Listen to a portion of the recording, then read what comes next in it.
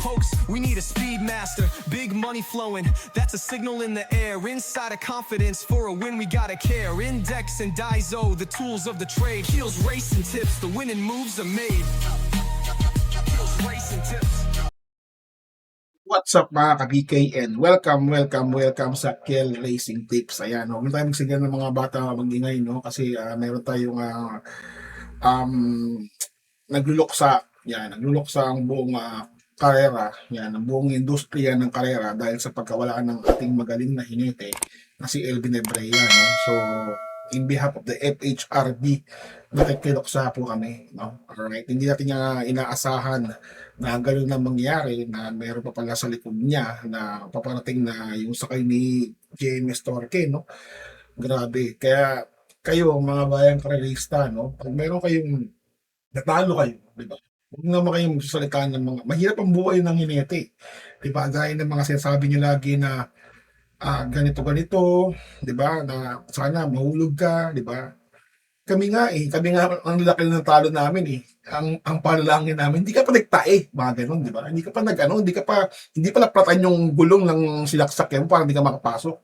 Ganun lang, pero huwag kayong di ba, mali nga actually yun eh. Pero huwag kayong mag-iisip ng masama na may mangyari kasi may pamilya rin yan eh, di ba? So, sa pamilya na yan, no, ni Boss Abrea, no? Kay Jackie Abrea, no? Nakikiramay kami. 10 ng pamunuan ng FHRB, no? So meron na kaming inalay na panalangin para sa iyo. Panalangin para sa kaluluwa ng mahal na yumao. Sa ngalan ng Ama at ng Anak at ng Espiritu Santo. Amen. Panginoon, tulungan mo kami na maintindihan ang tunay na kahulugan ng kamatayan. Ito ang katapusan ng paghihirap at simula ng kasaganaan. Ito ang katapusan ng kabiguan at simula ng tagumpay. Ito ang katapusan ng takot at simula ng kapayapaan. Ito ang katapusan ng hapis at simula ng walang hanggang tuwa. Ito ang katapusan ng kahinaan at simula ng lakas. Panginoon, huwag mong tulutan na kami ay magupo ng kalungkutan, ng kawalan at kapaitan. Sa halip ng kalungkutan, naway mangibabaw sa amin ng bagong kasiyahan dahil sa mga biyayang ipinagkakaloob mo sa amin. Alisin mo ang anumang takot at pangamba sa aming mga puso.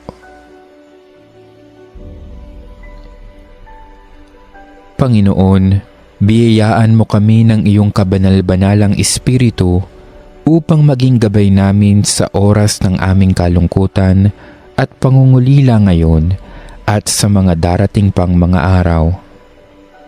Ama namin at makapangyarihang Diyos, naniniwala kaming ang iyong anak na si Jesus ay namatay at muling nabuhay. Ipinagdarasal namin ang pumanaw naming mahal sa buhay. Bigyan mo ng katuparan sa Kanya ang pananampalataya at pag-asa sa iyo, at dalhin mo siyang maluwalhati sa langit na tahanan upang maging maligayang kasama mo magpakailanman. Panginoon, nagpapasalamat kami sa lahat ng biyaya na ipinagkaloob mo sa yumao naming mahal sa buhay noong panahong siya ay nabubuhay pa. Idinadalangin namin na naway nakapagpuri at nakapagpasalamat siya sa buhay na ipinagkaloob mo sa Kanya.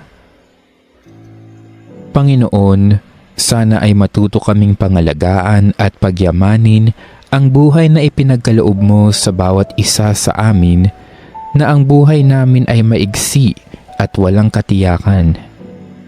Naway patnubayan kami ng banal na Espiritu upang kami ay maging banal, matutong humingi ng tawad at magpatawad sa aming mga kasalanan. Matuto kaming magmahal sa aming kapwa at magpahalaga sa buhay na ibinigay mo sa amin. idinarasal din namin sa iyo ang buong pamilya ng aming yumaong mahal sa buhay. Naway matanggap nila ang pagpanaw niya na may kapayapaan at pag-asa na siya ay kasama mo ngayon at ng mahal na Ama sa iyong tahanan. Pagpalain nawa ang yumao nating mahal sa buhay ng Panginoon at ingatan. Paliwanagin nawa ng Panginoon ang kanyang mukha sa iyo. Pagkalooban ka ng kanyang biyaya at tunghayan ka nawa ng Panginoon. Gawaran ka nawa ng kapayapaang walang hanggan. Amen. Ama naming mapagmahal, inihahabilin namin sa iyo ang mahal sa buhay namin na pumanaw sa buhay na ito. Huwag mo siyang pababayaan at pamalagiin mo siyang buhay sa iyong piling. Alang-alang sa iyong awa at pag-ibig, patawarin mo nawa ang kanyang mga pagkukulang at nagawang pagkakasala dala ng kanyang kahinaan. Manatili nawa siyang maligaya sa iyong piling kasama ng iyong anak at ng Espiritu Santo magpasawalang hanggan. Amen. Kapayapaan kailanman ang igawad ng may kapal sa yumaong ating mahal. Siya nawa ay silayan ng ilaw na walang hanggan. Panginoong Hesukristo, sa 3 araw na pagkahimlay mo sa libingan, pinabanal mo ang pinaglalagakan ng lahat ng sumasampalataya sa iyo. Pagkalooban mo nawa ng pamamahinga sa kapayapaan ang aming kapatid na pumanaw. Ikaw ang buhay at muling pagkabuhay, kaya't umaasa kaming bubuhayin mo siya sa iyong kaluwalhatian, magpasawalang hanggan. Amen. Kapayapaan kailanman ang igawad ng may kapal sa yumaong ating mahal. Siya nawa ay silayan ng ilaw na walang hanggan. Panginoon, pakinggan mo ang aming panalangin, at naway ang aming samo ay iyo ring dinggin. Ama namin, sumasalangit ka, sambahin ang ngalan mo, mapasa amin ang kaharian mo, sundin ang loob mo, dito sa lupa para ng sa langit. Bigyan mo kami ng kakanin sa araw-araw at patawarin mo kami sa aming mga sala para ng pagpapatawad namin sa mga nagkakasala sa amin, at huwag mo kaming ipahintulot sa tukso at iadya mo kami sa lahat ng masama. Amen. Aba, Ginoong Maria, napupuno ka ng grasya. Ang Panginoong Diyos ay sumasa iyo. Bukod kang pinagpala sa babaeng lahat, at pinagpala naman ang iyong anak na si Jesus. Santa Maria, Ina ng Diyos, ipanalangin mo kaming makasalanan, ngayon at kung kami mamamatay. Amen.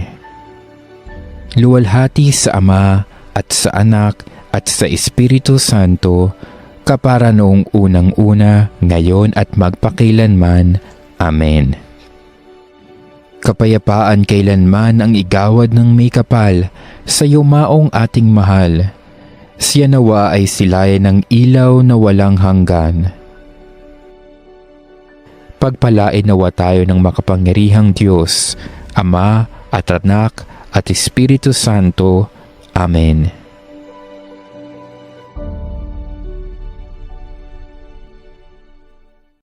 Amen. So maraming salamat sa pakikasama sa pagdasal para sa ating Jackie na si Elvin Abrea, no. So para sa pamilya, nakikiramay po kami. Alright?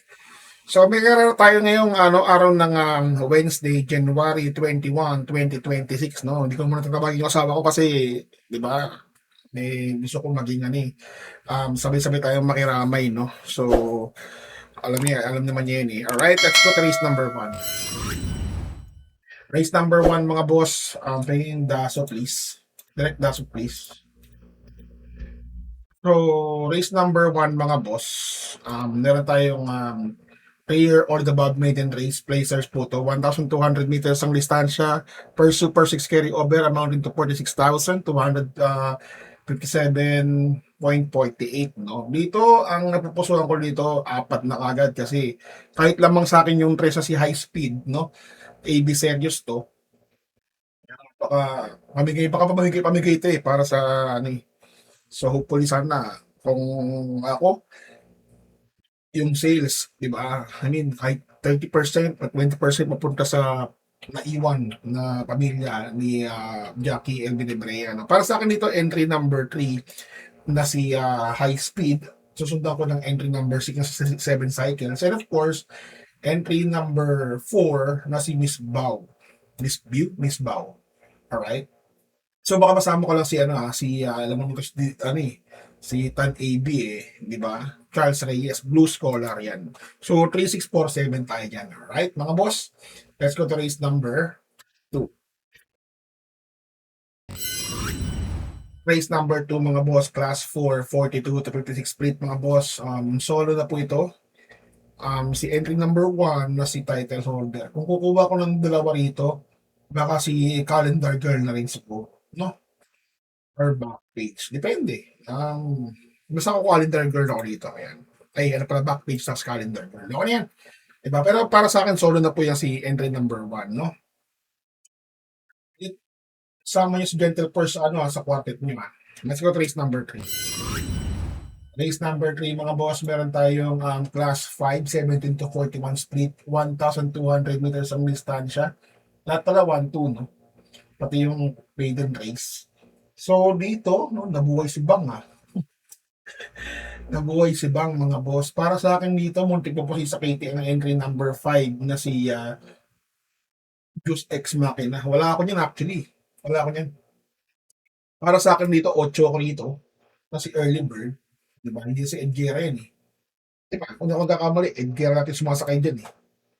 Kaya lang, tingnan natin mabuti. Ay, hindi ata. Si Edgera kasi Bakay Kai. Si Bakay Kai kasi Edgera. Ano? Eh, di ba? Just like hindi ko trip yan eh. Alright? So, dito mga boss, ano tayo? Entry number 8 tayo dito mga boss. Tapos lagyan ko to ng entry number 4 na si Angry Maxine. Yan, baka maganyan. Yan mga boss.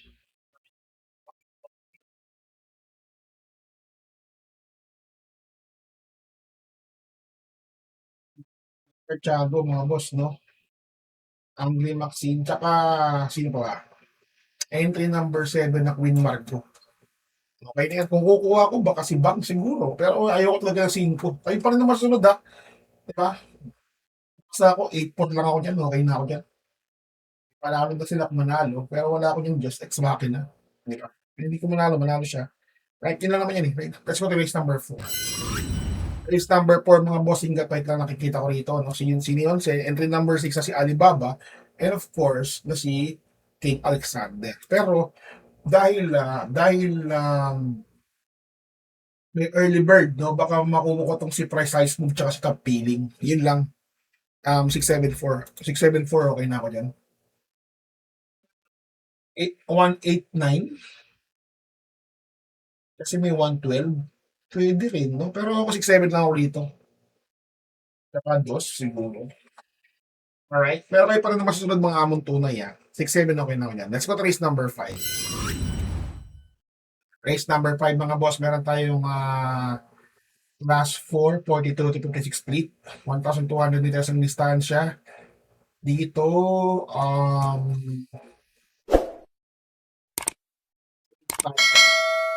Chai, tapos Petit Pusey. Tapos lagyan natin ng entry number 7, Arcturus. Isa pang dihado. Sir William, no? Yan. Okay na yan. Sir William, mga boss. Okay na yan. Or 4 na lang kaya ko natin dito. Instead di pa, no? 4 na lang. Parang feeling ko, wag na nung 2, 4 na lang. Kasi, kukuhain ko si Queen Margo eh. Pagka-dikit-dikita din, no? Si EJ. Grabe talaga yun. Let's go to race number 6.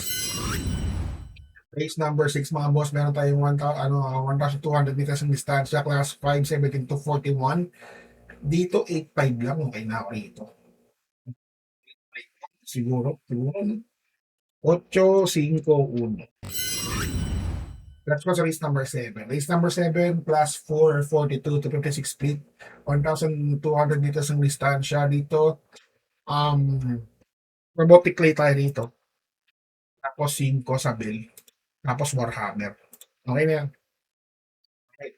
So, hindi na siya masyadong mapakabain to kasi gawa ng nakikilamay po kami sa pamilya ng naulilang pamilya ni Boss Elvin Ebrea, no? So, sana sa mga hinete, tsaka sa mga mananaya, please, iwasan niyo po yung mga nagko-curse. Diba? Talo lang kayo ng konti di ba? Yung mga boss ko nga, natatalo ng 50 nila, wala lang sa kanila Diba? I mean, kayo, tapos kung baka pag gano kayo, mga pag-curse kayo na, diba, mahulog ka sana, ganon. Hindi nyo ba lang may pabilyan na, ang hirap ang buhay ng hinete, promise. Diba? Kami nga lagi yung pala, hindi ka paligtayin, ganun, parang hindi ka makasakay, ganun. Diba? Parang hindi ka makasakay yung araw na yun, diba? Pero which is mali pa rin yun, nagko-curse ka. Huwag naman yung ikamamatay, ganun, diba? Hindi pong manalangin ka lang ng hindi pala pratan yung gulong para hindi ka nakapasok, ganun. Diba? Dalit ka, ganun. Huwag naman yung grabe kayo. Anyways, so God bless you. Kita-kits ulit tayo sa araw ng Friday. Ayun lang, Robush. What's something people don't know about horse racing? It's not just luck, it's strategy, skill, and insider tips. Welcome to Keel's Horse Racing Tips. Here, we're not just spectators, we're winners. Whether you're a seasoned punter or a racing rookie, Keel's got you covered.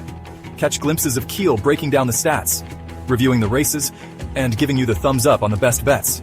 With Keel's expertise, you'll be making your way to the winner's circle in no time. So saddle up and join the excitement. Hit that subscribe button now for exclusive tips and insights. Ride with us to the winner's circle. Subscribe now for winning insights.